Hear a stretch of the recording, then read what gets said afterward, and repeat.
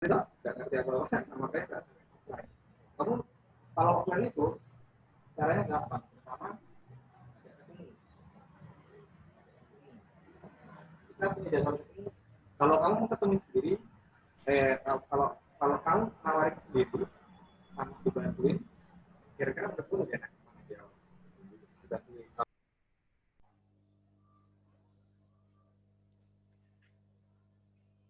Cek, cek. 1, 2, 3. Halo, halo.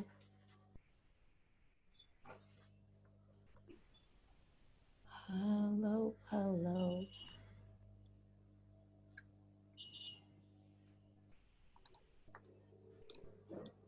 Cindy, halo, apa kabar? Halo. Koko. Udah bangun tidur? Lah, harusnya nanya ke Koasun, udah bangun tidur kok. Wah, Udah ke salon kok. belum? Belum ke salon. Ngapain ke salon? Ntar ketepak lagi. Oh iya ya. Bertapa dulu. Bertapa dulu. Jadi ini first time ya, Cindy ya, kita live-livean ya. Iya. Padahal Akhirnya, kamu, setelah 1000 purnama. iya. Udah berapa nih yang masuk? Mau start sekarang, Lex? Ya, silakan. Halo, kita buka aja acara hari ini ya.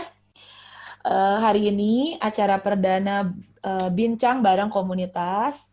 Hari ini hostnya adalah saya Cindy dari Fibonacci Cindy dan teman saya Alex dari Spartan Trader Indonesia. Alex, mau Halo. say hi dulu? Ya, halo teman-teman semua. Terima kasih ya sudah pada sempetin waktu untuk hadir di acara perdana kita ya. Diharapkan kita ini sih lebih ke edukasi ya. Ya, di sini tujuan kita buat acara bincang bareng komunitas ini untuk ke edukasi ya, untuk biar orang-orang, trader-trader, investor-investor lebih melek menjadi trader dan investor yang mandiri, gitu ya Alex ya? Ya, diharapkannya sih gitu ya. Jadi kita sebisa mungkin kita coba rutin dengan menghadirkan berbagai narasumber ya tentunya ya dengan topik yang berbeda ya. Ya, nah bintang tamu kali ini spesial nih, spesial pakai telur. Ko Asun dari BBK, founder BBK. Oke, dikasih tepuk tangan dulu untuk Asun. Halo Ko Asun. Siang semua. Ko Asun ini adalah founder BBK ya. Ko Asun sendiri udah sangat lama ya di bursa saham. Jadi sepak terjangnya tidak diragukan lagi dengan Ko Asun ini memiliki sebuah grup yang komunitasnya positif, yang isinya itu saling membangun. Nah, kalau teman-teman nanti mau tahu lebih dalam tentang komunitas Ko Asun, nanti saya dan Alex akan memandu untuk mengetahui, dan nanti juga pastinya di akhir acara bakal ada bisik-bisik tetangga ya, stok pilihan untuk minggu depan. Nanti acara hari ini bakal dibagi menjadi beberapa bagian ya. Mulai dari pertama ada edukasinya juga, terus ada gimana cara mengaplikasikannya, terus tentunya pasti yang ditunggu-tunggu akan ada stock pick dari Ko Asun nih, dari foundernya BBK. Ada sesi tanya jawab juga. Nanti teman-teman bisa nanya via chat ya. Dari chat ya. Nanti dari kita chat moderasi ya, kita yang pilih ya pertanyaannya ya. Ya, nanti kita bakal pilih. Dan yang nggak ketinggalan hebohnya di akhir acara, jadi saksikan sampai akhir, kita bakalan ada door prize, teman-temannya. Door prize-nya sesuatu banget bernilai jutaan rupiah gitu. Jadi harus saksikan sampai akhir gitu. Untuk yang pertama, boleh dimulai dari Alex dulu aja. Ya, kita langsung mulai aja ya. Kita kan untuk topik kali ini kan mengenai ini ya, lebih kepada sosok Ko Asun itu sendiri ya. Orang-orang semua udah kenal, apalagi di kalangan Smart Trader Community yang punya Ko Asun ya. Ko Asun, Ghost Trader, Ko Asun. Gue sih penasaran sih, sebenarnya apa sih Ko Asun yang menjadi titik balik awal dulu, kok bisa mau langsung fokusin terjun di bursa saham Indonesia gitu. Boleh cerita Ko Asun? Maksudnya kenapa saya bergabung ke dunia saham ini ya, Lek ya? Betul. Kayaknya gue ngelihatnya sih kayaknya totalitas gitu untuk bursa saham Indonesia, untuk komunitasnya. Padahal kan mungkin kan sebelumnya mungkin pegang usaha konvensional atau gimana sampai kok mau totalitas gitu di sini? Ya, jadi perusahaan konvensional itu kan pas tahun 2000 berapa ya? 2006 ya, 2006 itu lagi benar-benar lagi nge-peak ya, lagi bagus-bagusnya lah 2006. Jadi 2006 sampai 2010 gitu, bisnis konvensional ini berkembangnya terlalu pesat sehingga saya kehabisan energi, waktu dan untuk keluarga juga ya. Saya pikir jadi kayak orang workaholic lah ibaratnya like. Jadi kok banyak banget nih perusahaan, ada beberapa yang dijalankan akhirnya bahkan waktu itu saya udah super jenuh mau ekspansi lagi. Saya sempat mikir ekspansi boleh yang kali ini buka bisnis baru tapi saya pemegang saham pasif aja lah, saya ngomong gitu kan, karena saya nggak mau terlalu sudah waktunya begitu banget. Jadi saya sempat sudah hektik banget. Tapi waktu itu ada teman saya, teman SMA bilang dia waktu itu dia kalau lagi jemput anak sekolah dia main saham katanya. Waktu itu dia bilang main saham bukan bisnis saham. Katanya nyopet-nyopet dapat uang lah untuk duit jajan dia. Nah, itu pemicunya, Lek. Jadi pada awal-awal yang banyak orang ngajak saya ke dunia saham, itu banyak saya tolak. Toh saya mikir gini, toh bisnis konvensional saya udah bagus, kenapa harus saya lari ke saham gitu kan. Ada beberapa orang ngajak dan saya tolak semua. Pas terakhir ini, yang teman saya ini, itu pas saya lagi hektik. Jadi saya udah capek, waktu nggak banyak. Dia bilang, dia lagi santai, dia curi-curi waktu pas lagi jemput anak sekolah dan sebagainya. Jadi saya berpikir gini, wah ada satu bisnis lagi nih yang bisa santai dapat duit banyak. Itu yang saya pikir pertama kali, Lek. Santai dapat duit banyak. Ternyata akhirnya kan tidak seperti itu banget ya. Akhirnya saya jajakin ke dunia ini dan untungnya saya itu lucky beginner. Awal-awal tuh saya sering cuan, padahal itu lucky ya. Jadi nggak ada skill, nggak ada apa, dapat cuan. Untungnya saya sering baca buku, like. Saya sering baca buku, cari tahu, dan akhirnya semakin saya nambah knowledge, saya semakin tahu. Ternyata sistem yang saya lakukan itu salah besar gitu, banyak kesalahan di awal-awal. Nah, jadi intinya, kenapa saya mau lari ke saham ini, intinya adalah saya pikir saya masih bisa ada satu hobi baru yang lebih santai dan dapat uang. Ternyata tidak seperti itu. Jadi intinya saya harus belajar dulu sampai benar-benar cukup lama ya, saya belajar bertahun-tahun ya. Baru sekarang lah menikmatinya. Agak santai dan dapat uang gitu. Baru sekarang. Itu pertama. Kedua, alasannya adalah kalau bisnis konvensional itu kalau kamu ekspansi, semakin kamu bayar ekspansi, kamu akan keluar energi lebih besar. Misalnya Alek ngurus cabang di Papua, ngurus cabang di Makassar gitu kan. Energi kamu tuh banyak habis. Sedangkan kalau di dunia saham, sama dengan amount misalnya 100 juta, 500 juta, 1 miliar itu tergantung kamu punya analisa, itu effortnya sama gitu. Effortnya sama. Jadi bagus sekali di dunia saham ini kalau misalnya kalau kita suatu saat sudah punya aset yang begitu besar, jadi lebih mirip gitu ya, energi yang dikeluarkan tuh mirip di dunia saham. Kalau di dunia konvensional, kalau kamu semakin besar ya semakin sibuk gitu, semakin banyak karyawannya dan sebagainya, semakin banyak lagi. Jadi itu Lek, jadi alasannya itu. Jadi ntar kalau uangnya banyak di dunia saham ini sebenarnya bisa maintain gitu, bisa menjagain gitu. Oke Lek? Oke, jelas. Nah, terus gini, kalau perlu berapa lama nih? Berarti awalnya itu tempat copetan, berarti main short term ya. Nah, kalau tipenya Kwasun sendiri sekarang lebih kemana nih? Masih ikutin si teman-teman yang suka copet-copetan, apakah ke swing, apakah medium term, apa long term? Dan kenapa? Kenapa pilih term seperti itu gitu? Kenapa? Ya, jadi tadi sempat saya bilang ya, saya itu maunya santai dan dapat uang kan, maunya gitu kan awalnya. Bukan dapat uang tapi tiap hari mantengin monitor gitu ya. Jadi dari sistem yang saya fokuskan itu adalah waktu untuk misalnya keluarga, ada waktu untuk hobi, yang bisa ke mall, sekarang nggak bisa ke mall ya, maksudnya nonton gitu ya. Saya maunya gitu, jadi mainnya tuh nggak ngabisi energi banget. Jadi saya maunya mainnya mungkin tahan sebulan, maksimum 3-4 bulan gitu ya. Jadi saya suka yang nge-swing ya. Nge-swingnya pun bukan swing 1 hari, 2 hari. Saya lebih prefer misalnya kayak contoh lah ya, contohnya sektoral kemarin komoditas apa yang CPO misalnya. CPO kan balik arah. Itu dari awal-awal pas balik arah kan sudah ke spot gitu ya, sudah tahu oh ini CPO balik arah, di bentar lagi sektor agri ini agak bisa bermain nih gitu kan. Kita 2 bulan setengah gitu kan sudah. Nah ini gitu. Jadi kalau kita nge-hold saham-saham seperti Ali, mungkin LC, ya kita lihat TA-nya juga ya, itu akan ketahuan gitu. Dan kita nggak begitu capek main harian gitu, ngerti nggak? Kita nggak perlu capek main harian. Toh ntar dia punya itu kita tinggal lihat trennya patah nggak gitu. Kalau belum patah ya bisa nge-hold terus gitu kan.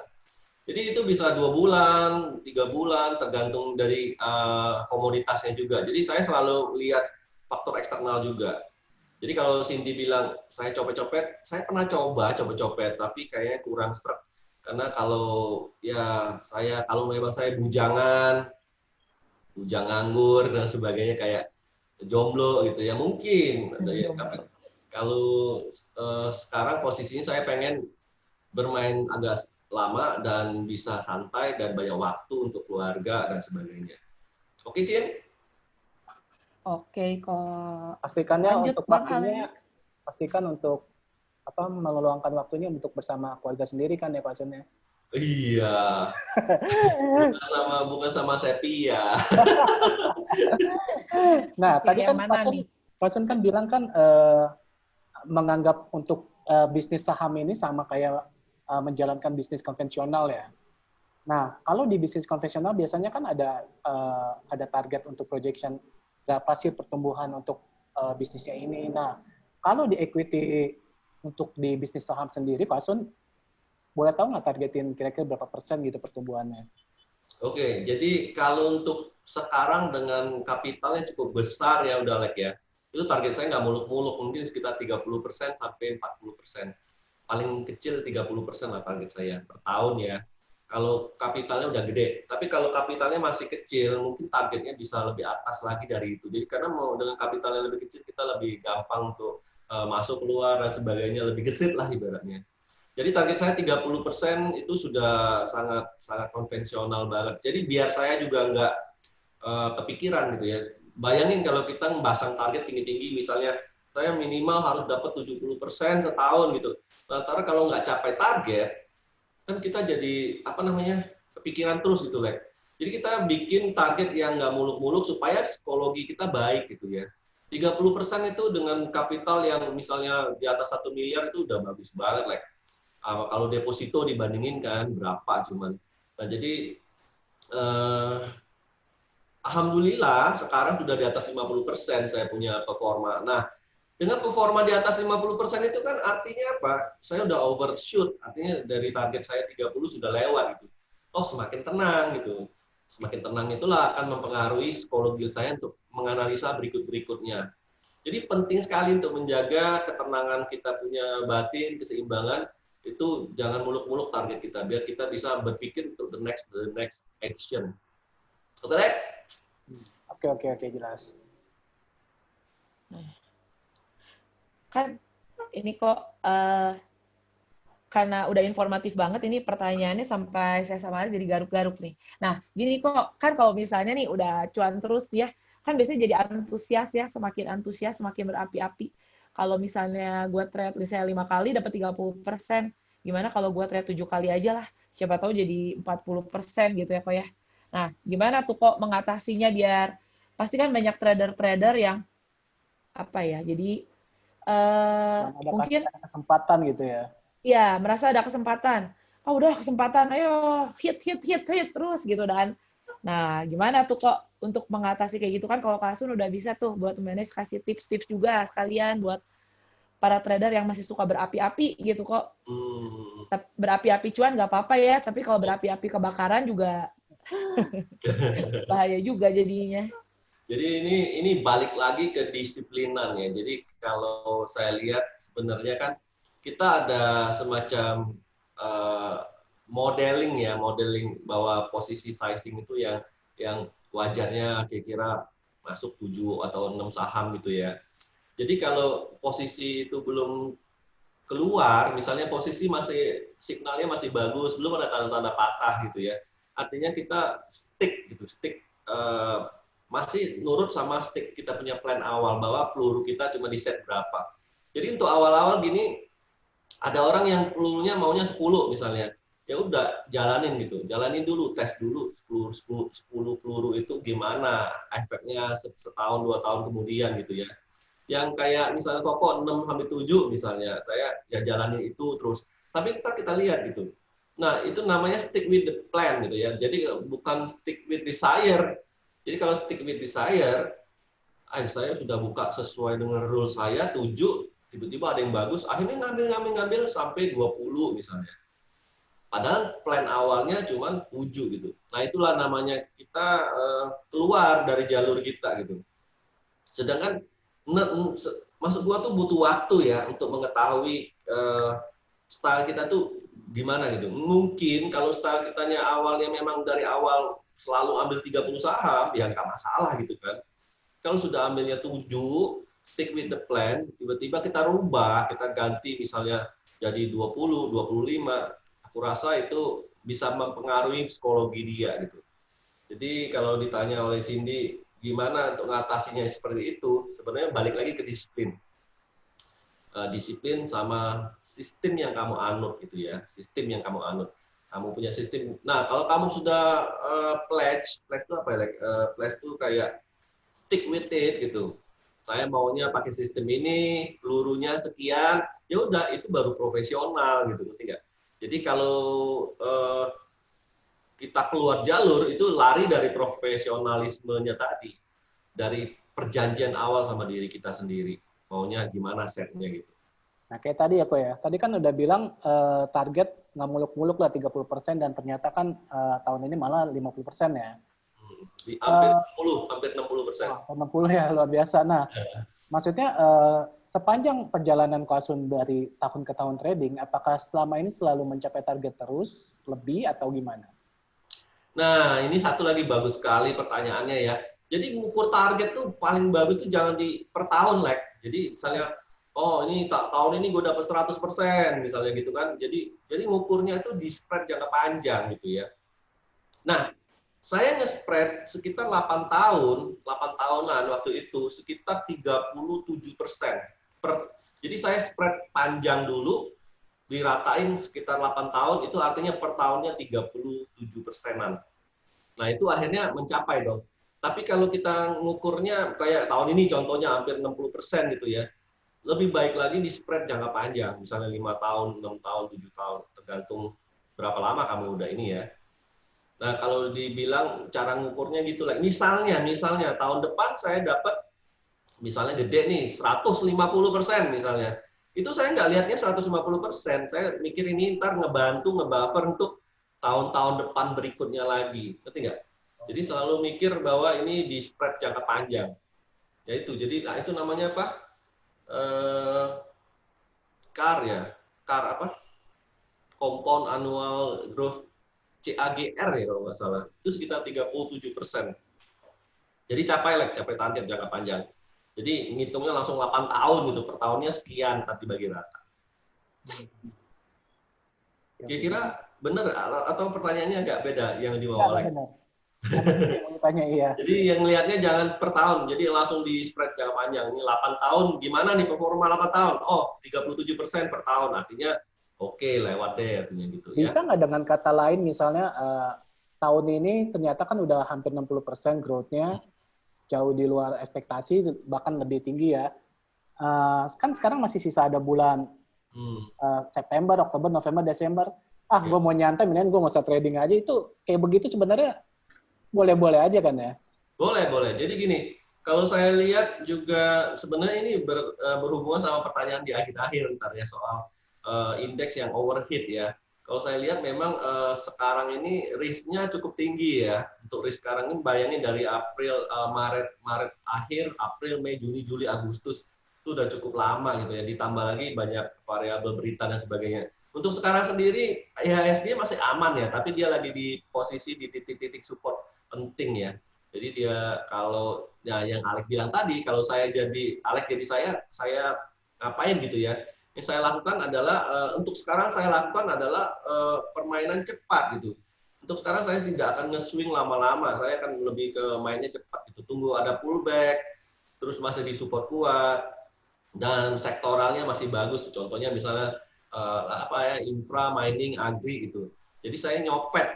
Jadi lucu. Jadi strategi perang itu tergantung dari situasi market global, makro dan sebagainya. Kayak saya, mainnya kan sudah lama nih, 2 bulan, 3 bulan, selama ini selalu begitu. Tapi saya bisa mengambil keputusan, oke, saya break dulu, saya nggak mau trading selama 1,5 bulan atau 2 bulan, bisa. Atau saya kalau mau masuk pun, saya lebih ke main cepat. Untuk iseng-iseng cari duit jajan gitu lah. Jadi mungkin sizing saya juga saya kurangin dari mungkin mainnya cuma 10% aja, 15%. Jadi benar-benar kita sebagai trader itu harus bisa me-adjust diri kita dengan situasi. Oh ini lagi ngajak perang jangka panjang nih, ya udah kita pakai tank baja, panzer dan sebagainya. Tiba-tiba kalau kita masuk ke satu area kita lihat, oh ini ngajak berantem tangan terbuka nih, maksudnya berantem fist fight ya. Jadi kita harus tahu, oh ini saatnya fist fight, oh ini saatnya pakai kapal tanker dan sebagainya. Jadi kita harus jadi yang dibilang suatu sistem yang selalu perfect nggak mungkin. Kita harus ciptain sistem yang ini untuk jangka panjang, ini untuk jangka pendek, ini untuk main defensif, ini main attack ya. Dan kita bisa pakai itu. Oh ini saatnya kita mainnya attack nih, main cepat nih misalnya. Kita ambil tools kita yang itu. Jadi kalau saya bilang ya itu. Atau kalau memang sudah capai target, boleh off aja. 2 bulan saya nggak trading misalnya. Sudah nggak apa-apa gitu. Oke, Lek? Kau sudah makan belum kok? Hah? Udah makan belum? Baru makan tadi. Ini mau ngomong soal makanan. Iya, cerita Kosun gitu jadi ingat gini kok di rumah saya ya. Ada satu tuh ya, dia mie ayam, tukang mie ayam. Itu dia ramenya rame banget. Nggak tahu ya, ngeramenya apaan ya, pokoknya rame aja. Nah, dia itu rame ngapain? Buka dari jam 6 pagi, jam 9 tuh udah habis mie ayam. Nah, dia setiap memasuki awal bulan suci Ramadan, dia pasti tutup. Itu bisa sampai bukanya lagi suka-suka dia, mau 3 bulan lagi, 4 bulan lagi, bahkan pernah 5 bulan lagi dia baru buka. Itu penasaran tuh, pernah nanya ke dia, Om, rame begini kenapa nggak mau buka terus ya? Pasti kan orang mikirnya gitu kan ya, maksudnya. Sama seperti tadi kayak misalnya lagi market, mumpung lagi bullish, sikatin, padahal sebenarnya secara target kan udah tercapai ya. Nah dia jawabnya begitu Pak Sun. Ya ngapain? Gue jualan, ngumpulin uang, bisa ngirim uang ke kampung orang tua. Terus kalau misalnya melebihi target ya udah, ngapain gue mending nikmatin. Mungkin bisa seperti kayak gitu juga nyambungnya kali Pak Sun ya. Enggak, kalau di trading saham ini sistemnya tuh hampir sama sebenarnya. Jadi apa ya? Secara waktu itu sudah pasti banyak kita. Jadi secara waktu itu sudah pasti banyak. Jadi contohnya ini masa corona dari Januari pun sampai Agustus. Ini sebenarnya saya ngomong fair-fairan, restoran saya itu sempat ngedrop sampai 80% restoran. Jadi restoran tuh mulai Februari, Maret, April, Mei itu benar-benar hampir ngedropnya gila-gilaan. Jadi kalau secara pendapatan, saya benar-benar pendapatan cuma dari trading saham. Tapi ingat, bukan berarti saya dapat uang terus saya kerja terlalu gila-gilaan dan habis waktu. Enggak. Jadi lucu. Stylenya sama. Ritmenya sama gitu ya. Waktu yang saya dapatkan sama. Nah, kebetulan cuan juga ya. Kebetulan cuan juga selama ini. Jadi kalau boleh ngomong saya trading itu mulai dari bulan April. Saya nggak trading kemarin sekitar Januari pertengahan saya sebelum IHSG jatuh itu saya udah keluar ya. Januari pertengahan keluar, terus masuk lagi April. Bayangin jadi bayangin bisa sampai 3 bulan gitu nahan gimana gitu. Karena saya punya prinsip Itu kalau nggak trading sama sekali tuh kok. nggak trading sama sekali. Jadi Benar-benar kalau diam. bener-bener, jadi saya jadi banyak nonton YouTube, nonton film series dan sebagainya. Nah, jadi yang saya ingin sampaikan adalah kalau yang itu dia capai target, mungkin habis itu dia bisa, wah aku agak santai nih sekarang, bisa banyak waktu untuk keluarga saya bagiin. Kalau di dunia saham enggak, kamu bisa maintain konsisten seperti ini, waktu kamu tetap stabil seperti itu. Jadi kenapa nge-breaknya? Nge-breaknya cuma karena strategi. Jadi kalau kita lihat market sudah mulai overheat, misalnya udah mulai panas, nah udah, saya juga slow down deh kalau gitu. Ntar pas dia ada pullback, mulai ada kasih kesempatan baru. Ingat, kita kan nggak bisa short sell di market kita. Jadi kita terpaksa nunggu dia agak koreksi dulu dan kita bisa masuk lagi dengan strategi kita. Jadi nggak pengaruh gitu, waktunya tetap sama gitu. Makanya saya suka sekali di dunia ini karena ya itu saya banyak waktu dan alhamdulillah yang nolong saya punya income itu malah dari trading saham, bukan dari restoran, karena restoran sempat kena efek dari pandemi. Jadi benar-benar yang bisa bikin dapur ngebul, biaya ke istri, anak-anak dan sebagainya itu gara-gara trading sebenarnya. Nah, tahun ini benar-benar gara-gara trading. Jadi Mungkin apa? oh. Jadi saya nggak ngerem, Nah, saya mungkin nggak bisa ngerem. dilihat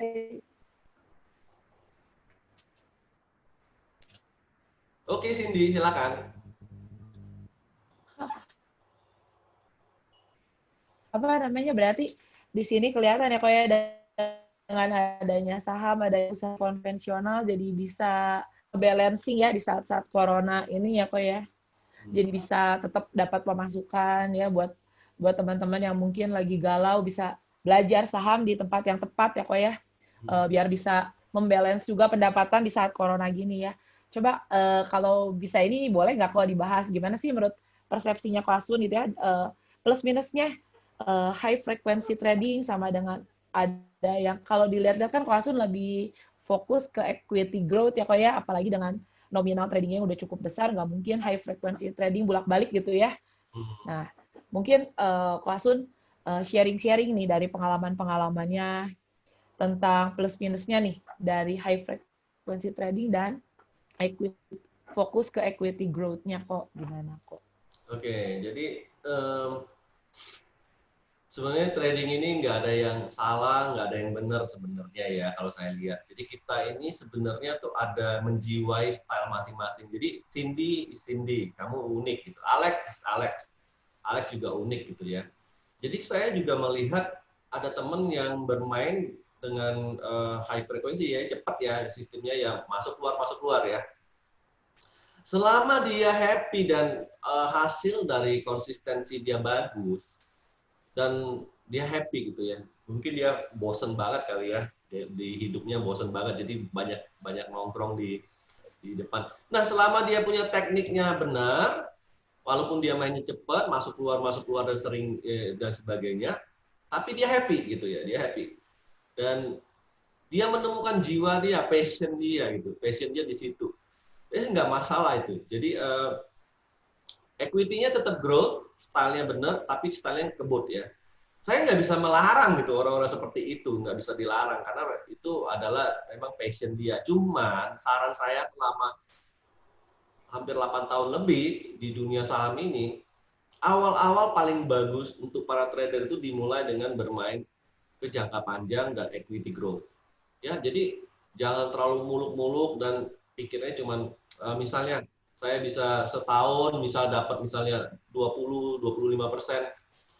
Jadi jangka panjang itu membantu anchor. Anchor tuh bikin fondasi untuk mindsetnya supaya nggak cepat kacau.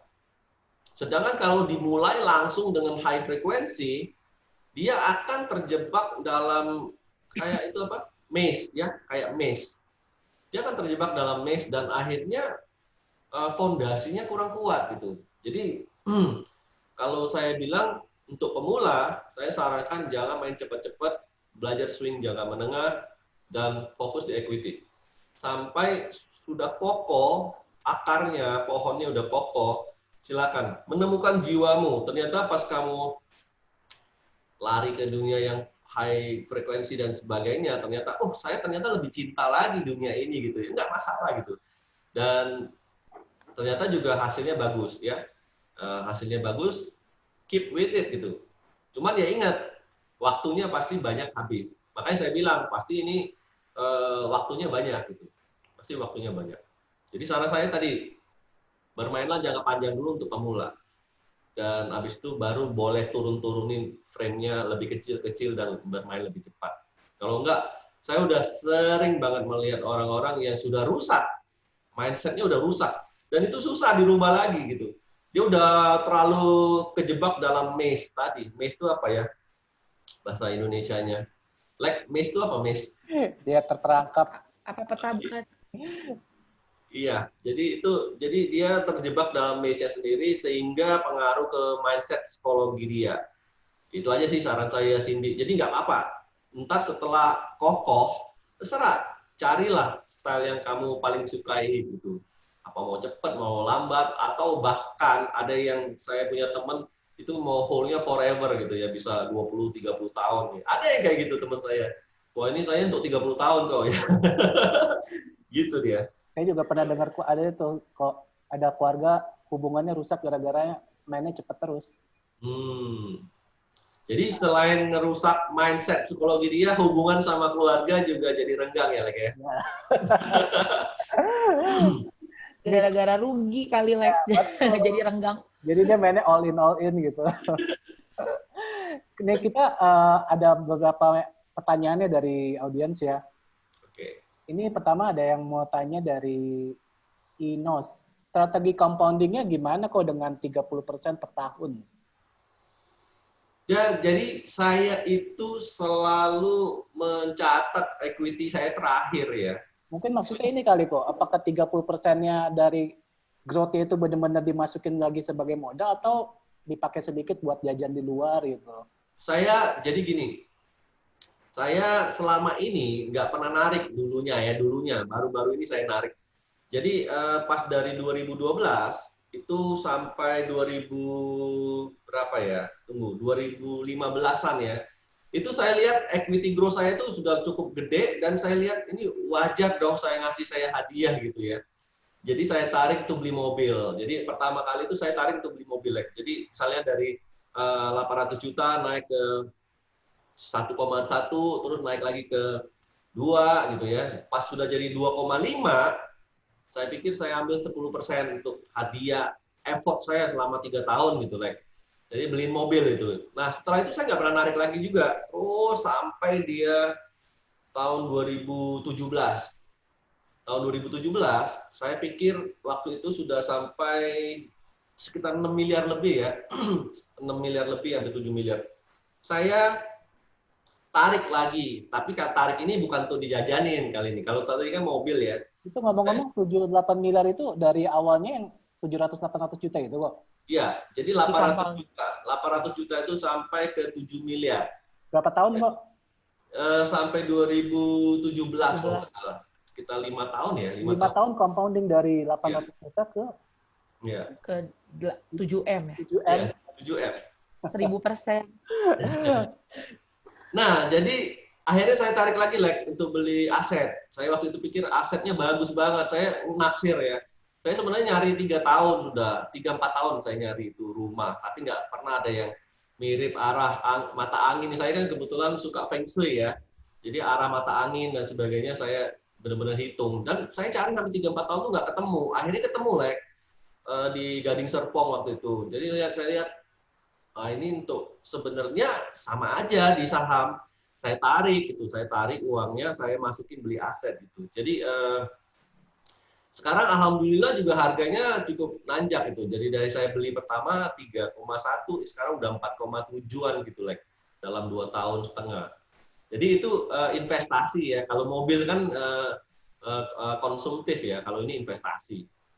Nah, jadi baru lagi sejak saya tarik itu baru tahun ini saya lihat kayaknya dari bisnis konvensional tidak bisa nge-support banyak dia punya income-nya. Baru juga untuk tahun ini saya lebih banyak tidak mengkomponnya, tapi lebih banyak untuk nolongin keluarga, untuk ditarik dari cuan-cuannya ya.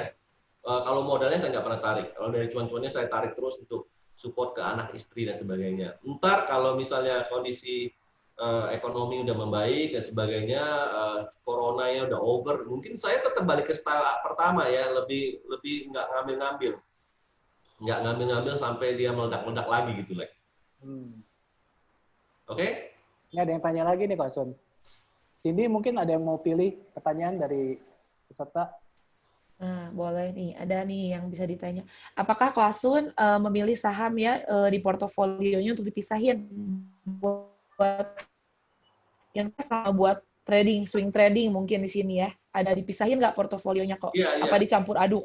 Enggak, Semua. dipisahin ya. Jadi kalau untuk jangka panjang, yang malah nggak aktif tuh akun copetnya. Akun copet dulu masih aktif, sekarang saya jarang pakai gitu ya. Nah, jadi memang dipisah-pisahin gitu, paling bagus supaya nggak mengganggu kan. Jadi misalnya, oke, untuk akun copet cuman saya masukin 30 juta, ya udah dari 30 juta itu aja kalau misalnya dapat 5%, 3%. Tetapi kalau yang akun yang invest sama yang swing-swing itu ya beda lagi gitu. Jadi baiknya dipisah. Tentunya kalau kita menjalankan strategi juga sama. Misalnya saya mau coba strategi baru nih. Saya mau coba strategi baru, kayaknya ini menarik, tapi saya nggak mau ganggu porto saya yang ada. Ya udah, ada akun tertentu kita coba sistem ini. Kita coba, oh ternyata sistem ini bagus gitu. Jadi bagus juga dipisahin supaya ini pakai style A trading, ini pakai style B trading, ini pakai style C dan sebagainya. Jadi bisa ketahuan yang mana performanya bagus atau enggak. Apalagi yang kayak Alex sama saya tuh hobi ya mencoba sistem-sistem baru yang aneh-aneh yang baru dicoba. Nah itu dipisah aja, jadi bisa tahu. Oke? Nah, ada yang lagi yang tanya nih kok, Charlie Leo. Saya adalah sebagai pegawai di salah satu BUMN. Kira-kira ada saran strategi seperti apa yang bisa saya terapkan agar bisa menyeimbangkan waktu pekerjaan dengan trading atau invest? Thanks. Oke. Itu banyak sekali di komunitas saya yang juga orang-orang sibuk ya, yang kerja kantoran 9 to 5 gitu ya. Tetapi ternyata bisa gitu di trading juga. Jadi lagi-lagi tergantung style yang kamu pakai gitu ya. Ada yang bermainnya itu cukup sehari cuman ada waktu 15 menit di sore hari dan malam sekitar 30 menit. Cuman gitu aja ya waktu yang kamu butuhkan gitu ya. 15 menit ngambil keputusan untuk buy, sell, hold, average up, average down, whatever. Atau setelah malamnya sekitar 30-40 menit itu pun sebenarnya cuma untuk adjust trailing stop atau automatic ordernya itu. Jadi benar-benar orang yang sibuk pun banyak sekali di komunitas saya orang-orang pekerja yang 9 to 5, orang kantoran itu masih bisa menghandle equity growth portofolio mereka. Jadi kalau saran saya untuk PNS nggak masalah, bahkan untuk orang-orang sibuk. Yang penting ada waktu. Mungkin kalau market sudah normal ya, yang penting ada waktu jam 3.30 ya. Kalau sekarang jam 2.30, jam 2.40. Sekarang kan waktu B kita berubah karena pandemik. Tapi kalau waktu balik normal, itu biasanya jam 3.30 sampai 3.40-an. Itu waktu sibuk. Setengah jamnya itu udah cukup ya kok ya? Ya, 15 menit sampai 20 menit itu cukup banget sehari disisipin di pas jam market, pas jam live running ya. Setelah itu sekitar 30 sampai 40 menit, kurasa nggak sampai 30-40 menit juga deh just trailingnya. Jadi paling juga 20 menit doang paling. Jadi cuman sekitar 30 sampai 40 menit per hari. Kalau kamu ada waktu 20 menit di siang hari dan 20 menit di malam hari, ya sudah bisa mengikuti Bursa Efek Indonesia atau being a trader. Nah, tadi kan Kosun udah sebut komunitas nih, pasti kan maksudnya komunitas yang di BBK ya? Oh iya. Nah, kalau bisa dari cerita Ko Asun yang mulai dari perjalanan trading, compounding, nggak pernah ditarik, sebenarnya kan dalam artian sebenarnya dalam tanda kutip Ko Asun sebenarnya nggak butuh dari uang dari growth-nya ini. Ini adalah untuk aset equity, istilahnya nggak mau cari duit, nggak mau cari makan di situ. Terus apa sih yang bikin idealisme Ko Asun tuh, kok mau sih bikin komunitas BBK, sharing dengan trading sistemnya Ko Asun yang udah develop bertahun-tahun. Nah itu apakah ada idealisme di balik bikin komunitas itu apa kok? Boleh sharing? Boleh. Termotivasi apa gitu ya Alex ya? Jadi gini, pertama kamu harus tahu saya orangnya bisnismen ya, pertama ya. Kalau orang bisnismen itu biasanya mereka ada hitungan bahwa misalnya saya buka satu usaha harus bisa self survive. Jadi misalnya kebutuhan pokoknya listrik, air dan sebagainya harus minimal tercover ya, itu yang pertama ya. Jadi ada kan orang nanya kenapa nggak digratisin aja kok misalnya. Ya pertama butuh biaya infrastruktur ya, butuh biaya infrastruktur untuk itu. Jadi minimal bagi saya butuh kalau mencukupin self survivalnya, misalnya dia cukup, itu sudah nggak masalah bagi saya. Nah ini yang jadi kerennya adalah barang kita bagus itu kadang tidak dihargai orang lain juga, Lek. Jadi saya udah pernah ngasih sesuatu yang gratis-gratis itu nggak dihargai. Lucunya setelah saya ada kasih label harga dan dibikin promo, marketing dan sebagainya, itu orang baru tertarik gitu, lucu. Sedangkan ilmu itu sangat bagus sekali gitu. Menurut saya sih kalau diambil saya kasih ini gratis, dia mau nerima dengan 100% itu nggak masalah gitu. Tetapi ternyata ilmu itu tidak dihargai. Setelah dikasih label, dia malah ngejar-ngejar gitu. Lucu ya, kayak kita kasih orang gitu kan. Tapi pas kita kasih harga mahal, orang ngejar-ngejar. Oh ada diskon nggak? Oh bisa diturunin dikit harganya nggak gitu ya. Kita jual mahal gitu ya ke mereka. Tiba-tiba mereka ngejar terus. Padahal kita jual murah ke mereka, tapi kadang-kadang mereka malah anggap remeh gitu ya. Itu pertama. Jadi kedua adalah setelah saya mematok misalnya harga, ternyata mereka belajarnya lebih giat, lucu ya. Ilmu yang ingin saya kasih ke mereka itu lebih cepat ke transfer karena mereka udah kepepet. Oh, gue udah bayar nih, ini mahal nih misalnya, cukup sudah keluar uang sekian nih. Jadi mereka nggak mau rugi, mereka kejar, mereka download, mereka belajar. Jadi saya pikir, kok jadi kayak gini ya? Jadi sudah dikasih harga, malah mereka belajarnya lebih giat, terus malah ngecuan juga gitu ya. Jadi artinya bukan masalah di uang, karena infrastruktur yang penting bagi saya, infrastrukturnya tuh tercukupi biaya kosnya. Saya nggak mau dibilang kayak filantropi, langsung saya ambil dari perusahaan A, sisihkan untuk urusan sosial ini, perusahaan B sisihkan urusan sosial ini. Enggak, sistem saya adalah bikin sistem itu kalau bisa self survive jadi sosial nggak masalah gitu, selama dia bisa nutup cost server, cost apanya gitu. Lagi, jadi gara-gara itu dua. Satu lagi yang tadi saya bilang, dikasih label malah dikejar. Kedua, malah orang belajar lebih giat. Nah ini yang bikin saya benar-benar happy itu orang belajar lebih giat. Gitu. Setelah mereka membayar, mereka merasa mereka ada tanggung jawab. Kan misalnya Alex bayar, gue udah pakai duit anak istri saya nih, masa saya main-main gitu. Akhirnya Alex belajar lebih giat. Itu sih. Nah, ada pertanyaan bagus lagi nih Ko Asun. Ini dari Pak Johan ya. Kalau untuk Ko Asun sendiri kan udah cukup lama banget nih, cuan gitu ya, udah bisa grow tiap tahun ya minimal 37% gitu ya. Nah, keputusan buy sell-nya itu dari fundamental kah, ataukah teknikal, ataukah di mix, atau gimana kok indikator yang dipakainya kalau teknikal apa katanya gitu kok. Oke. Jadi kalau ngomong karakter, saya ini kan namanya aja ghost trader ya. Ghost trader, nama belakangnya dia trader gitu ya. Jadi saya ini sebenarnya dari awal sampai sekarang ini lebih dominan ke trading ya. Tradingnya tapi bukan trading pendek, tapi mungkin 2 bulan, 3 bulan. Paling cepat ya 3 minggu, 4 minggu itu paling cepat ya.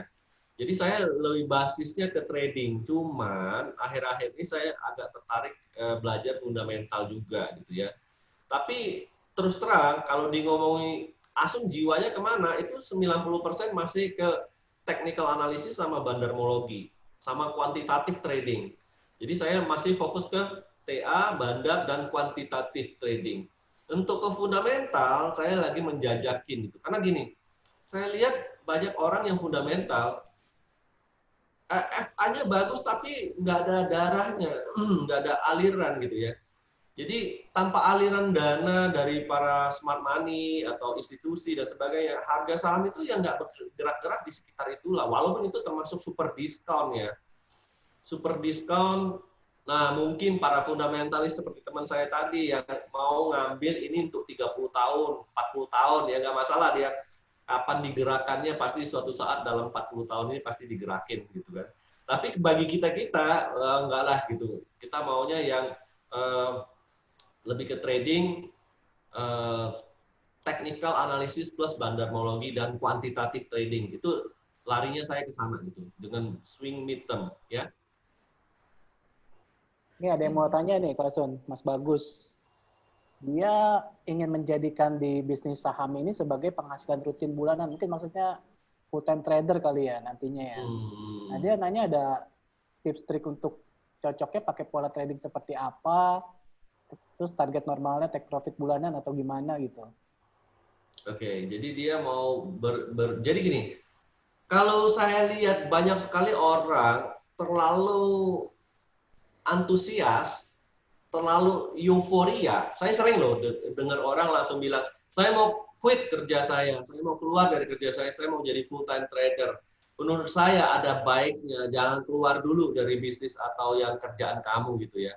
Sampai kamu sudah ngerasa, oh ini bener jiwa gua ini kesini arahnya, baru kamu boleh lepas gitu. Banyak loh, banyak banget saya ketemu, mungkin 4 tahun, 5 tahun yang lalu saya ketemu orang-orang langsung bilang, Sun, saya ini PNS gitu ya, bukan PNS, dia tuh apa, dia di kejaksaan kalau nggak salah, pokoknya di bidang hukum deh, yang bagian jaksa atau bagian apa gitu ya. Nah dia kayaknya tertarik ke dunia ini, dia mau fokus 100% gitu. Saya sarankan ya jangan gitu. Ingat, walaupun kita 100% di trading saham atau invest saham, uang dari eksternal itu bisa menjadi additional compounding. Ingat kan ya ada cost dollar averaging ya. Jadi kalau misalnya saya dapat uang misalnya lah dari restoran misalnya, saya dapat uang mungkin 20 juta gitu. Saya bisa melemparkan itu untuk menambah equity growth juga. Jadi benar-benar ya kecuali memang dari sekarang pengangguran gitu ya. Jadi kalau pengangguran ya terpaksa mau jadi full time trading, itu kamu harus menghitung bulanan kamu punya biaya berapa gitu. Misalnya bulanan Alek biaya berapa? Misalnya harus 15 juta ya. Kalau minimal 4-5 kali lipat dari itu ya, minimal 5 kali lipat dari itu untuk spare-nya. Jadi kamu harus ada spare berbulan-bulan ke depan. Contohnya kalau market lagi nggak baik, kamu bisa gunakan dana spare itu untuk menahan gitu ya. Jadi kamu walaupun full time trader bisa aja kamu juga break panjang, break 1 bulan, break 1 bulan setengah gitu ya. Jadi harus ada spare ekstra kapital untuk menahan buffer pas kamu lagi nggak trading gitu ya. Jadi full time trading bukan berarti lu full time terus trading juga enggak. Masa market lagi jatuh-jatuh gitu kamu mau trading? Enggak kan? Oke, Lek? Oke, jelas. Gimana? Ini nih, ada pertanyaan lagi sebentar. Wah, banyak. Waduh, ini ada pertanyaan kebatinan. Nah, ini ada yang menarik banget kok. Biasanya kisah sedih di masa lalu. Jalan ya kok ya. Nah, Asun pernah berapa nih di saham? Dan gimana titik baliknya nih? Pertanyaannya saya tambahin. Gimana titik baliknya dari kesalahan tersebut kok? Oke, kalau ngomongin kisah kelam ya, ini kisah kelam. Sebenarnya nggak kelam-kelam banget ya. Saya termasuk orang yang beruntung sebenarnya. Jadi gini, yang saya ingat cuma 2 tahun. Tahun 2013 dan tahun 2019. Ya, 2 tahun ini saya ingat. Tahun 2013 itu saya lagi-lagi gara-gara belajar FA ya, katanya FA, saham FA ini bagus, wah ini harganya murah, diskon dan sebagainya. Saya gara-gara basisnya FA ngambil keputusan beli saham tersebut. Ternyata saham itu masih berhubungan sama sawit. Bayangin loh tahun 2013 berhubungan sama sawit harganya berapa itu ya. Jadi saya waktu itu banyak modal saya tambah lagi waktu itu. Jadi saya rugi 15%, saya tambah lagi, saya average down. Saya average down sampai 3 bulan 4 bulan. Ya, 3 bulan 4 bulan. uang yang saya masukkan itu sekitar sampai sudah 400-an juta waktu itu saya masukin. Nah, dia turun-turun terus sampai 8 bulan. Untungnya pas sudah mendekati akhir tahun, dia balik arah. Dia balik arah, akhirnya saya keluar dengan plus 7%.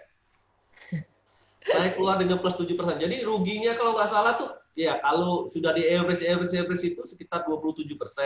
Tapi itu pasti di bawah 27%, karena udah di average loh. Artinya dia mungkin sudah hampir 50%-an atau 60%-an kan, kalau di average dia hanya naik kan. Jadi akhirnya 27% itu, tapi waktu itu floating gedenya tuh sampai apa ya? 170 juta kalau nggak salah, saya lupa. Itu saya nggak kasih tahu istri saya. Istri saya nggak tahu. Nah, jadi itu pengalaman pertama saya. Jadi ada 2 tahun, tahun 2013, lakinya gua keluar dengan selamat. Jadi akhirnya plus 7%. Habis itu saya belajar lagi. Kenapa sih saya salah di mana? Yang terakhir itu 2019.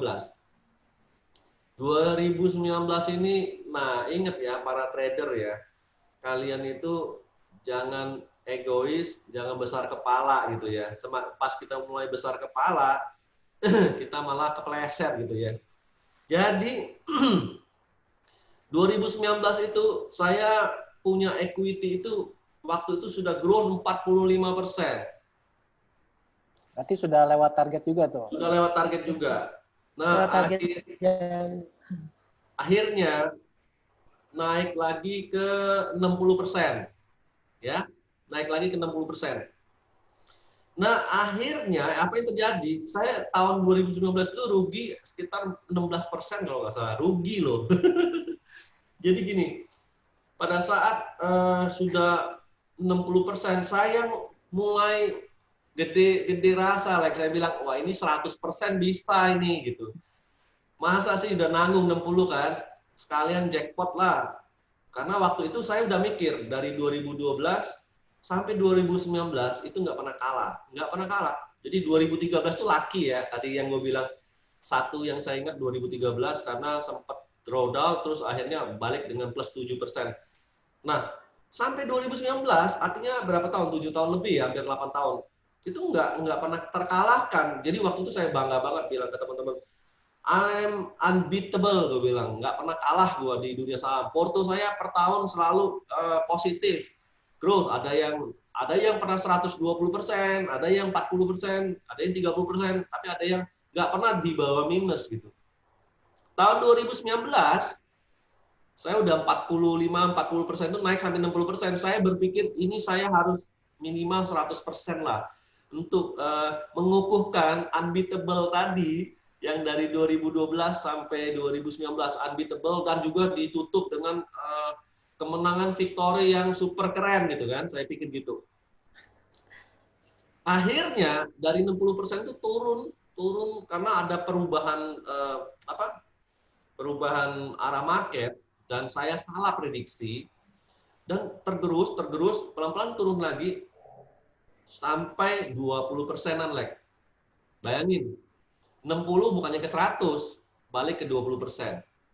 Artinya berarti sudah minus 80% ya? Nah, ya itu satu lagi. Saya akhirnya bermain tidak fokus. Saya mulai bermain tidak fokus.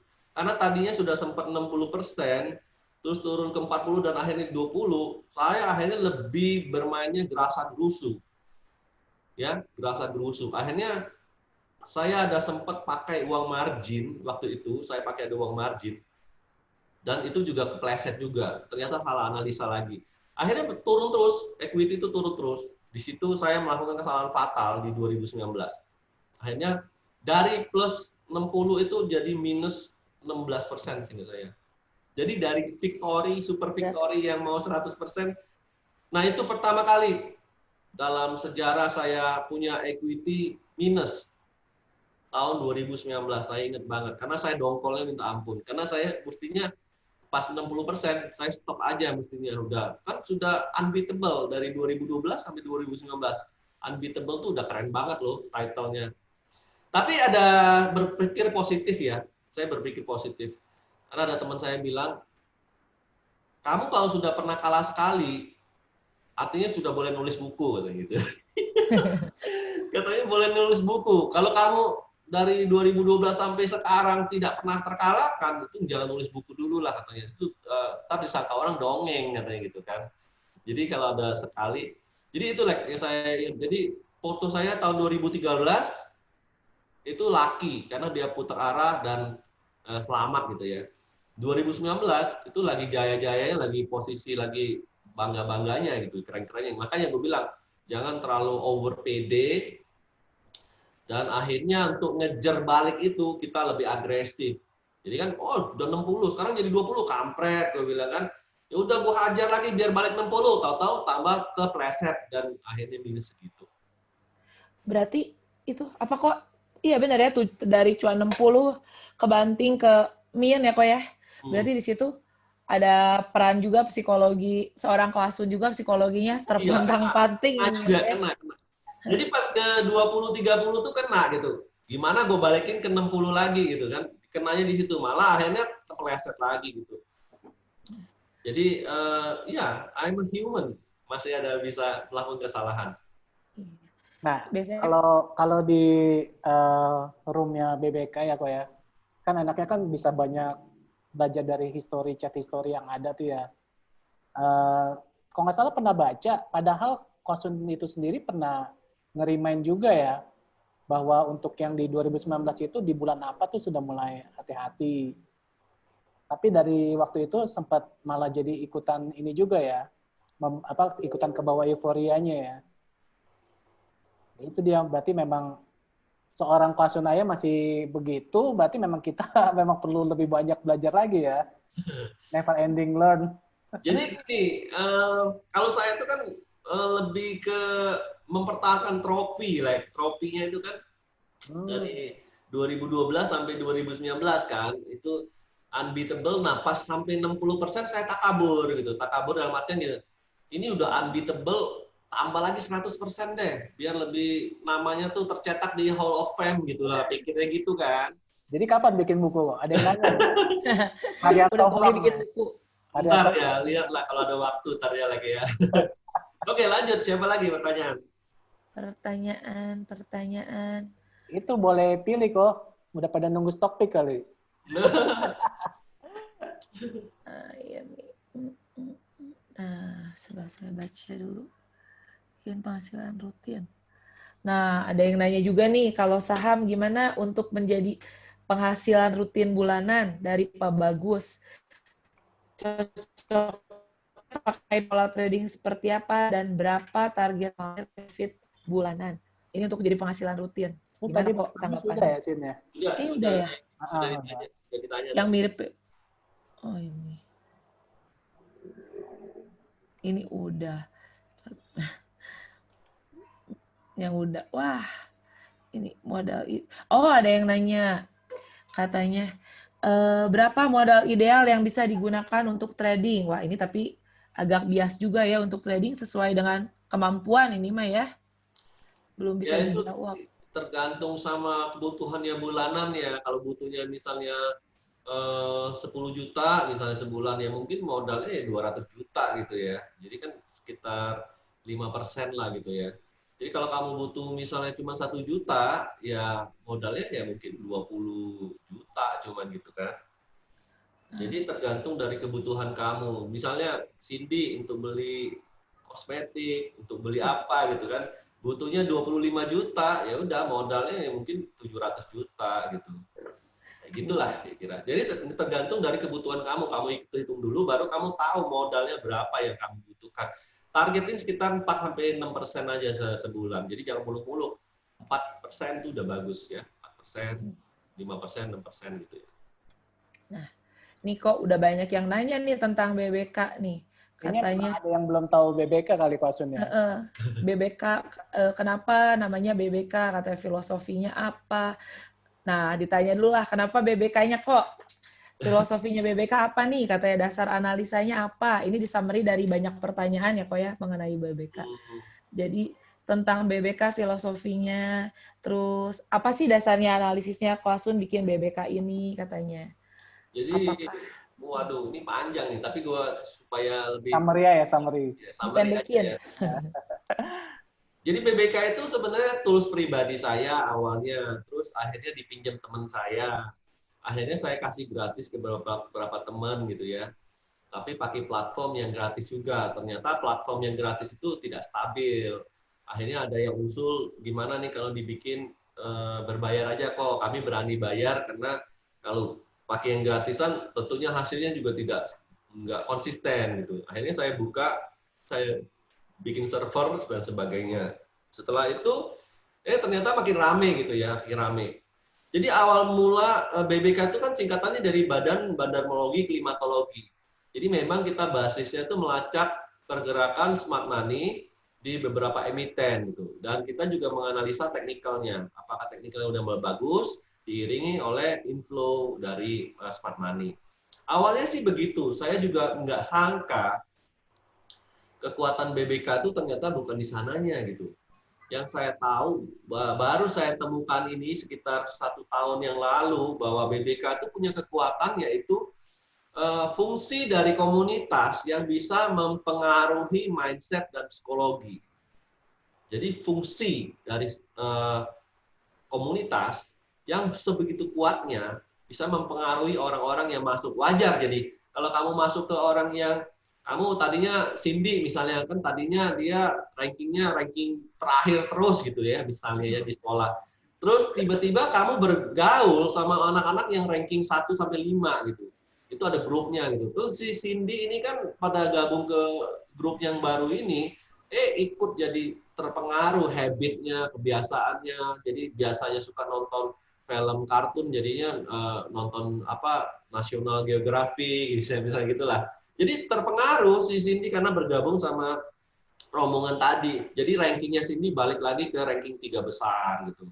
Jadi, nah ini sama fungsi dari komunitas ini. Ternyata saya dulu anggap remeh gitu ya, bahwa ini bisa saling ngepingpong frekuensinya sehingga bisa merubah orang punya kebiasaan jelek dalam hal trading. Nah, orang yang frekuensinya nggak bagus akhirnya juga nggak tahan. Jadi jangan bilang semua yang masuk BBK itu pasti awet, nggak juga. Jadi kalau kamu mau cepet kaya, nggak mau belajar, cangkirnya nggak mau dikosongin dan sebagainya, jangan harap bisa bertahan lama di BBK. Karena BBK itu tempat penggodokan mindset dan psikologi. Tapi kalau kamu masuk dengan intentionnya baik, saya pengen berkembang, saya pengen secure masa depan anak dan istri saya ingin growth konsisten, compounding, saya ingin mengosongkan cangkir dan belajar hal-hal baru, maka masuk ke BBK itu bisa ngebut gitu. Tiba-tiba kamu nggak sadar, kamu tuh sudah kepingpong-pingpong frekuensinya, akhirnya skill kamu naiknya drastis. Jadi kalau kamu tanya filosofinya BBK, tadinya gue mau ngomong the best tools, alat-alat peralatan perang yang canggih. Tapi kalau saya lihat sekarang, the best community ya, the best community. Karena saya sendiri kalau ngajarin si orang baru, mungkin energi saya kurang gitu. Saya paling cuma bisa ngerubah dikit-dikit gitu ya, dia punya pola pikir. Tapi kalau dia sudah masuk terjun ke BBK, nih kena loh, gue bilang, bukan saya aja yang ngerotan dia gitu, seluruh komunitas ngerotanin dia, dirotan orang sekampung deh gitu. Bayangin, kalau nggak berubah ya dia keluar antara dua. Kalau dia nggak berubah ke arah baik, dia akan keluar karena nggak tahan sama frekuensi yang terlalu positif menurut saya ya. Salah satu komunitas yang frekuensi yang sangat-sangat positif untuk edukasi dan upgrade diri. Rasa itu aja. Itu. Soalnya komunitas psikologi yang baik juga penting ya untuk menjaga tetap kewarasan selama trading gitu ya Alex ya, biar nggak tabrak-tabrak gitu. Biar tidak salah tabrak. Nah, sekarang nih lanjut. Nih Pak Martin tanya, kalau join BBK apakah dapat konten edukasi, baik teknikal dan psikologi, selain dari diskusi dengan komunitas itu sendiri? Iya, ada. Jadi kita ada room-nya, room untuk penggodokan, itu ibaratnya room penggodokan kalau benar-benar buta sama nggak ngerti sama sekali, itu ada mentornya, ada video conferencing-nya kayak gini juga diajarin. sebenarnya BBK itu juga ada yang namanya offline meeting ya. Cuma karena masa pandemik kita nggak jadi offline meeting. Akhirnya sekarang lebih banyak Zoom meeting gitu ya. Jadi ada pengajaran yang rutin, bukan cuma sekali ya, tapi rutin. Seminggu ada sekali 2 kali gitu ya, rutin.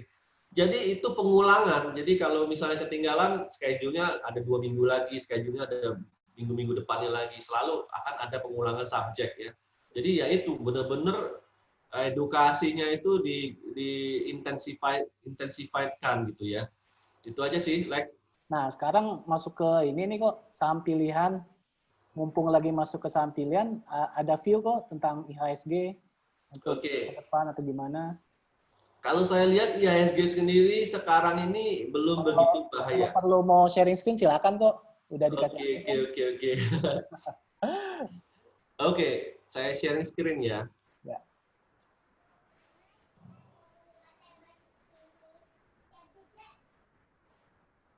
Ya, kelihatan. Kelihatan ya? Ya. Nah, ini tadi saya ada gambarin sesuatu di sini, simple aja, Lek. Gak usah rumit-rumit. Jadi kalau mau saya punya strategi ya, saya ketik dulu ini ya di sini. Kalau saya ngomong strateginya tadi saya udah pernah ngomong bahwa lebih baik untuk bermain yang fast trade ya. Strateginya lebih ke fast trade, artinya apa? Tidak disarankan untuk bermain untuk yang nge-swing lama. Yang saya bilang tadi. Sekarang udah masuk boleh untuk fast trade nih kok. Ya, jadi sekarang boleh fast trade selama nggak jebol garis ini, ya. Jadi garis 5101 ini saya ngitungnya dari Fibo yang 3 hari kalau nggak salah, Lek. Jadi simpelnya aja kayak gitu ya. Ini kebetulan ada Cindy nih, Fibo Cindy nih. Saya ngambil yang short term-nya kalau nggak salah itu di sini. Bahwa ini kalau nggak salah, ini 61,8 lah kalau nggak salah itu. Ya.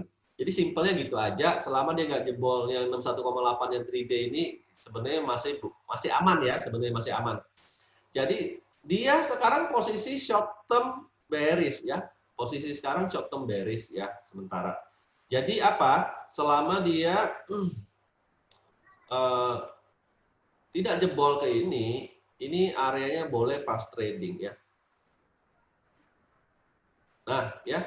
Jadi selama dia nggak jebol ke area itu boleh fast trading. Fast tradingnya di mana? Ini warnanya bentar ya.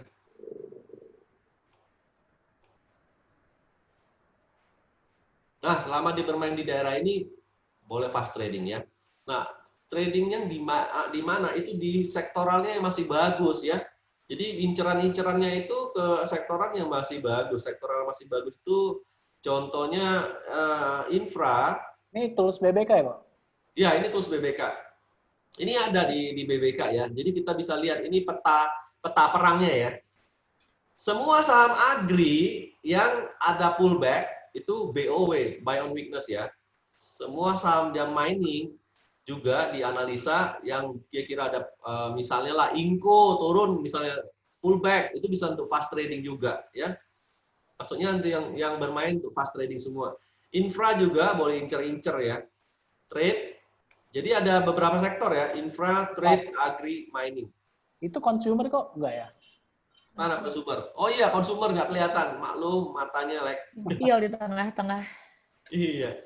Nah, jadi consumer, trade, infra. Jadi gini, cari saham di area sini, ya. Cari yang lagi misalnya uptrend dan lagi pullback. Pullback itu dalam arti koreksi sehat ya. Koreksi sehat itu mungkin ya ke Fibo 50-nya dalam jangka pendeknya ya. Itu bisa masuk untuk nge-swing cepat ya. Itu bisa masuk nge-swing cepat. Kalau saya di BBK itu biasanya suka manggil juga ya. Ntar ya, di show apa lagi? Show infra ya. Infra. Nah, ini aksesnya di Telegram juga ya, Kok ya? Iya, ada di Telegram. Cuman asa infra ya, terus show agri ya. LSIP Ali. Nah, ini maksud saya ya. Jadi LSIP sama Ali kalau ada yang misalnya koreksi atau apa itu bisa dijadikan kesempatan untuk BOW ya, BOW-nya ya. Terus ada lagi tadi apa lagi? Consumer ya? Mining consumer. Consumer.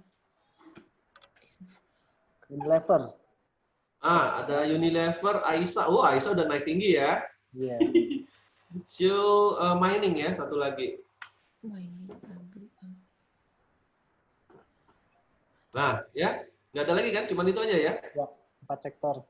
4 sektor ini ya. Nah, jadi maksud saya gini, yang dimaksud tadi adalah kalau misalnya ada pullback di area ini, saham-saham ini, dicari support resistennya, ya. Support resistennya dilihat misalnya ada trend line-nya, ada kena supportnya, itu bisa jadi BOW-nya. BOW selama dia punya ininya tidak jebol ke area sini. Jadi kalau bermain di daerah sini itu masih oke untuk fast trade ya. Jadi saya nggak ada strategi untuk nge-swing panjang sekarang. Tunggu bulan November saya akan swing panjang di daerah sini ya. Saya akan swing panjang di daerah sekitar sini. Nah, ya waktunya ya. Kenapa November kok? Nah, ini kalau November ini saya kebetulan ada belajar siklus ya, Lek. Ada belajar siklus, jadi dia ada kayak siklus kayak gini, Lek. Jadi kayak gini, saya ada belajar siklus Astro Finance ya, namanya Astro Finance. Jadi ini ngelihat, nah kayak gitu, Lek, ya. Jadi kayak nge-siklus kayak gini dia. Jadi ntar saya lebih nge-swing panjangnya mulai lagi dari sini gitu ya, dari November minggu pertamaan gitu ya. Dengan kata lain sekarang itu udah di peak-nya ya, siklus peak-nya ya. Kalau ngomong soal peak sih saya nggak tahu, tapi dia overheat ya. Kalau saya lihat nih overheat. Overheat itu maksudnya udah mulai ngos-ngosan ya. Mungkin aja masih bisa dia untuk ada kesini dulu, bisa ntar baru lanjut bawah lagi ya. Jadi potensi ke atas selalu ada kemungkinan gitu. Selama dia nggak jebol yang saya bilang garis ini tadi.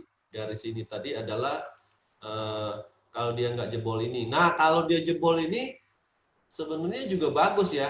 Sebenarnya juga bagus untuk yang para swinger jangka panjang itu menunggu saat-saat diskon banget di sini. Jadi either way saya sih sudah ready ya skenarionya untuk swing fast atau kalau dia jebol ini bisa mungkin early dari November, mungkin Oktober bagian sini sudah mulai siap ini ya. Kalau dia jebol ini artinya di daerah sini itu sudah mulai gerak ini ya. Mulai gerak di daerah sini. Tapi kalau dia nggak jebol, dia paling sideways aja. Ya udah gitu ya. Jadi banyak strategi dipikirkan. Ini salah satu strategi yang saya pakai yaitu menggunakan Astro Finance. Jadi Astro Finance ini ngebantu saya juga untuk melacak siklus-siklus. Kayaknya ini juga make sense, bukan hanya secara Astro Finance juga, secara kasat mata aja kelihatan bahwa dia mulai exhausting gitu ya, exhausting. Cuma exhausting ini adalah wajar, di mana orang kalau mendaki gunung tentunya perlu juga istirahat-istirahat di pos-posnya kan. Jadi ini istirahat posnya wajar ya, ini saya gambar ya, ini yang wajar istirahat posnya itu ya di sini, istirahat posnya yang wajar di sini. Kalau dia sudah jebol ini, tidak wajar sudah ya, istirahat posnya tidak wajar. Ya, jadi selama dia nggak jebol di 5101 ini masih bisa fast trade, bisa buy on weakness, bisa nge-swing agak cepat, tapi kalau dia mulai turun di bawah garis ini, jadi keseksiannya, tingkat seksinya itu berubah gitu ya, jadi nggak begitu seksi lagi. Jadi nggak usah takut, IHSG so far sih masih bagus ya kondisinya, cuman di sini memang terlihat di bawah T-line masih agak exhausted ya. Nah, tapi exhausted dengan koreksi pullback wajar, saya rasa dengan dari April sampai sekarang itu wajar banget ya. Itu kalau jebol di area kotak itu apa perlu sampai di all cash lah gitu kok? Maksudnya? Perlu sampai di all cash lagi kita pegang. Oh iya, kalau turun di bawah ini tuh money manajemennya sudah berubah ya. Mungkin lebih banyak 90% cash, 10%. Kalau saya mungkin 100% cash sudah ya. Kalau dia turun di bawah ini. Nah, kalau turun di bawah ini 100% cash, tentunya ntar kita ngukur lagi. Mungkin ngukur pakai weekly ya. Nah, ini kalau dia jebol, ini saya kasih rahasianya. Kapan lagi dapat rahasia kan? Nah, jadi kalau di Lean Weekly kan kita bisa kalau dia jebol tuh di area di 46 ini jadi area bagus juga gitu untuk nih di daerah sini ini 46 sama di daerah 4479 ini daerah bagus untuk kita hajar balik gitu ya dengan lihat reversalnya juga, Lek. Jangan sampai ke sini langsung main hajar aja, tapi lihat candle-nya juga ada tanda-tanda reversal nggak gitu ya. Jadi lucu, skenario kita atur gitu. Kalau dia jebol ini kita banyak cash, tapi kita lebih banyak masuk nyicil di daerah sini gitu ya. Nah ini, itu aja sih, Lek. Enaknya Jadi punya trading plan gitu ya kok ya. Jadi ya untuk kita segala trading plan situasi pun kita siap. siap dengan segala skenario dan strategi perang ya. Oke, Nah, ada yang tanya nih kok, BBK emang bisa untuk pemula atau yang sudah untuk berpengalaman? BBK itu untuk anak SMP juga bisa ya. Anak SMP pun bisa yang nggak pernah megang saham sama sekali juga bisa. Jadi gini, di BBK itu ada dua strategi ya saya pasang ya. Satu, mempelajari sistem yang ada. Jadi BBK menciptakan sistem, kamu follow sistem. Nah itu nggak perlu lihat chart. Itu namanya cuma ngikuti chartnya doang ya. Ngikutin sistemnya doang. Satu lagi diajarin dari basic TA-nya dan cara pemahaman mindset psikologinya. Jadi banyak sekali orang-orang yang bergabung di BBK itu yang baru-baru juga ya.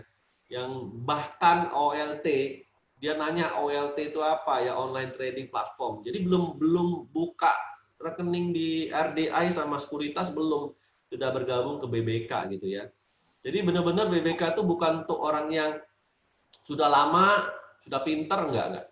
Di BBK itu semua yang termasuk yang baru diajarin, yang benar-benar buta saham juga diajarin. Ya, Nanti untuk teman-teman yang mau coba tahu lebih lanjut tentang BBK, kita bisa kirim via email aja kali ya kok ya. oh iya ya, boleh boleh. Dikirim aja email misalnya ada pelatihan atau ada promo diskon atau apalah gitu ya, boleh boleh Kita kan dikirim. submit registrasi ini kan melalui email ya. Oh iya iya iya benar-benar. Kalian hostnya kan, Cie. Mungkin dari sini ada yang mau ditanyakan lagi sebelum kita masuk ke lucky draw.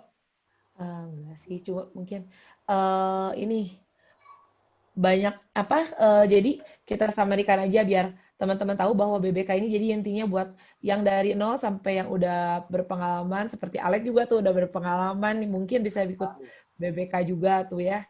Jadi bukan cuma buat teman-teman yang pemula doang, soalnya di sini banyak banget yang nanya tuh. Saya nol banget. Saya apa? Nah, jadi benar-benar bisa belajar, terus ada mentor-mentornya juga yang qualified ya kok ya, yang bisa ngajar-ngajarin, bisa untuk menggandeng dari awal mula. Terus ada komunitas yang frekuensinya bisa saling membangun, bisa saling nge-improve masing-masing gitu. Cuma nambahin dikit. Oke, lanjut Alex untuk lucky draw-nya yang sudah ditunggu-tunggu. Untuk informasi ya ini kan lucky draw kita hari ini untuk dapat akses ke BBK Trading Tools ya selama 30 hari ya. Kita undi untuk 2 orang pemenang dulu. Dia jadi total sebenarnya kita ada 5 nih untuk 5 orang yang beruntung. 2 orang pertama itu dia hanya akses untuk 30 hari pertama di premium BBK. Lalu 3 orang berikutnya selain dapat 30 hari akses BBK, dia juga langsung mendapatkan voucher ya. Artinya kalau dia mau untuk lanjut ke membership BBK, dia sudah mendapat diskon ya, voucher diskon potongan langsung senilai 2 juta rupiah masing-masing orang untuk si 3 orang itu. Mungkin Caca udah siap ya Caca untuk spinning wheel? Siap, Ko. Caranya tuh kamu harus Scoring ya Caca. Boleh di share screen Caca untuk 2 orang pemenang dulu. Oke.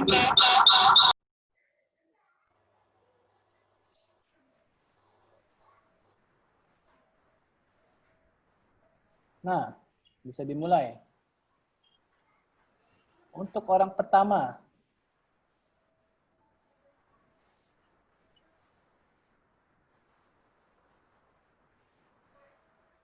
mau diputarnya berat banget ini. Oh, ada nama siapa aja nih? Ada nama Alex nggak ya? Tulis lagi di bawah. Awas ikutan.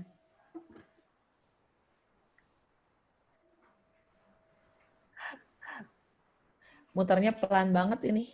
Iya. Slow mo. Walking trade.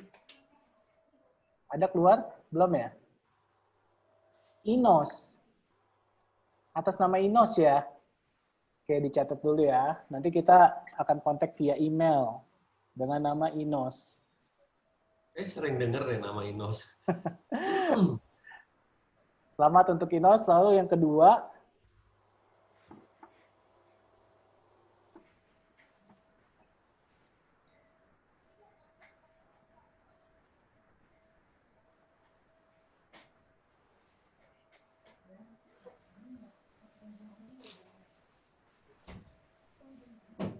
masih diputar.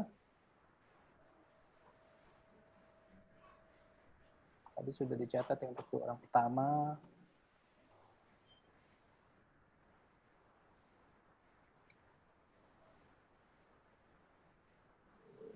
Jansen Kajo.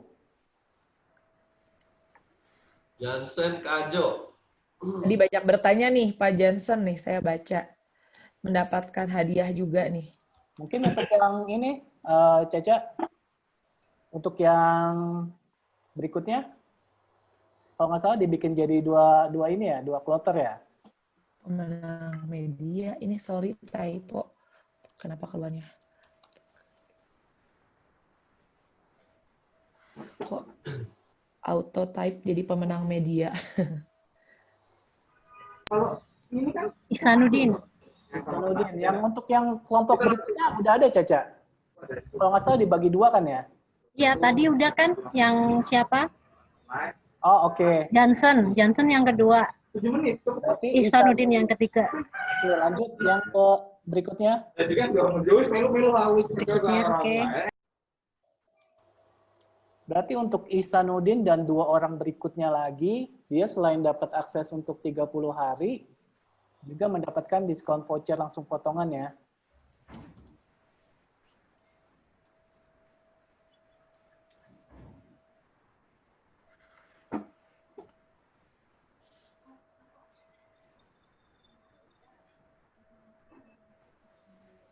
Shared application. Namanya kenal sekali ini. Untung Kurniawan. Ini namanya kenal banget ini. Namanya benar-benar untung deh. Beruntung ini. Untung yang beruntung. Pemenang Sama keempat. Gober tuh, untung-untung itu tuh. Selamat untuk Pak Untung.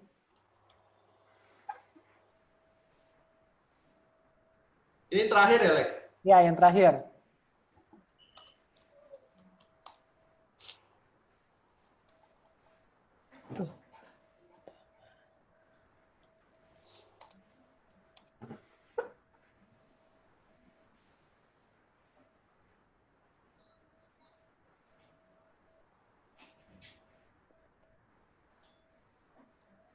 Oke, berarti udah ada total Inos, Jansen Kajo, Ihsanuddin, Untung Kurniawan.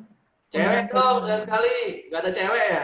Nah, Nggak Anjar, ada, kabur. Katanya. Anjar, Ujo, Utom, Ujo. Wah, semuanya pada pria beruntung hari ini. Oke, berarti ya. Selamat untuk 5 orang pemenang ini. Nanti kita akan kirim detailnya melalui email ya. Dan untuk acara hari ini gimana, Cindy? Acara hari ini ya menyenangkan walaupun masih bahasa Bandungnya masih balelo ya. Maklum masih perdana. masih perdana, belum, masih anget-anget ya Alex ya, belum hot. Belum hot. Gitu gimana?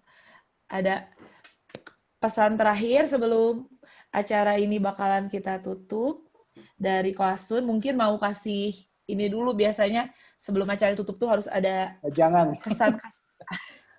Oh ya, wejangan kok jadi kesana.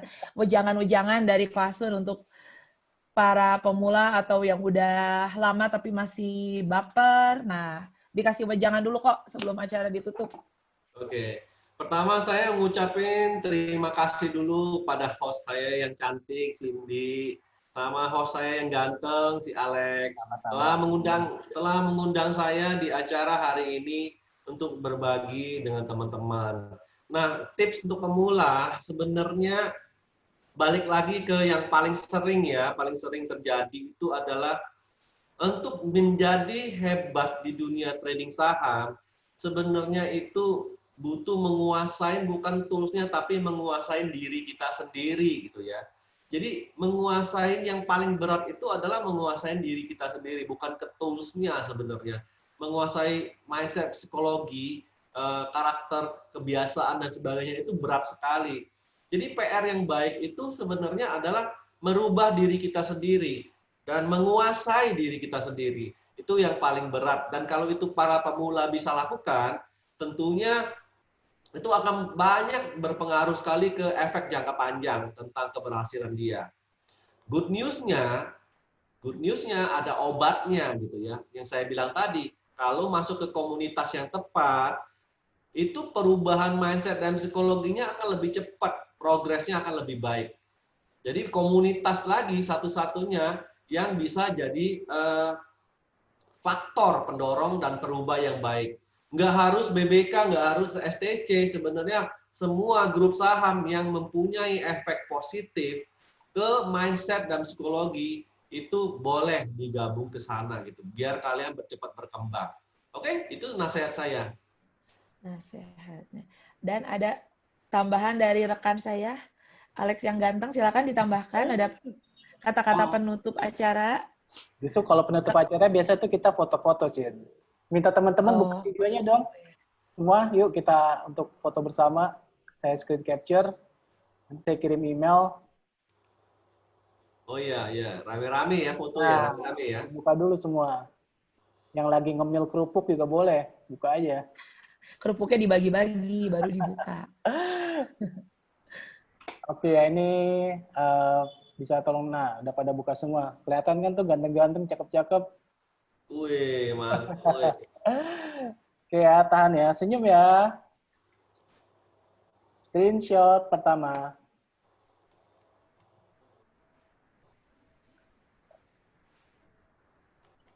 Siapa itu cantik tuh? Wah, Kwasun matanya tajam. Setajam silet. Lebih cepat dari lihat saham ya kok. Ini... Tunggu, lagi loading, lagi loading. Masih sebagian. Masih ya. Iya. Oke ya. Yang ada sebagian memang nggak dihidupin sih videonya. Saya ulang ya. Screenshot lagi. Yang pertama. Santo lagi nyetir, Santo.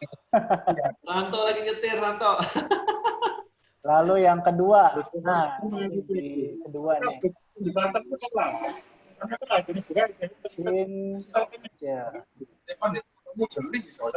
Tapi lek bote langsung, lek ada yang sing masuk di bote langsung dimasuk no bisa. Ada aba-abane alertnya deh.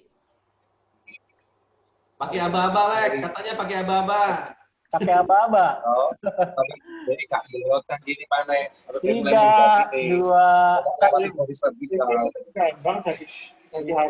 Nah iya, ingat itu harga. Sama, grafik yang ngono. Oke. Enggak, tapi lek iki kan dia wis enak langsung ono sektore iki, langsung ngono. Oke ya. Sudah saya foto, sudah dokumentasikan, nanti saya akan kirim melalui email juga untuk peserta-peserta semuanya.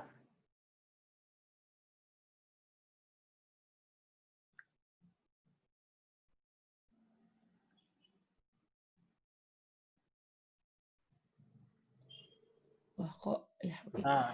Kalau tadi sempat DC menghilang tiba-tiba. Oke ya. Banyak banget yang naik mobil ngikutin FCC ikutin Zoom hari ini.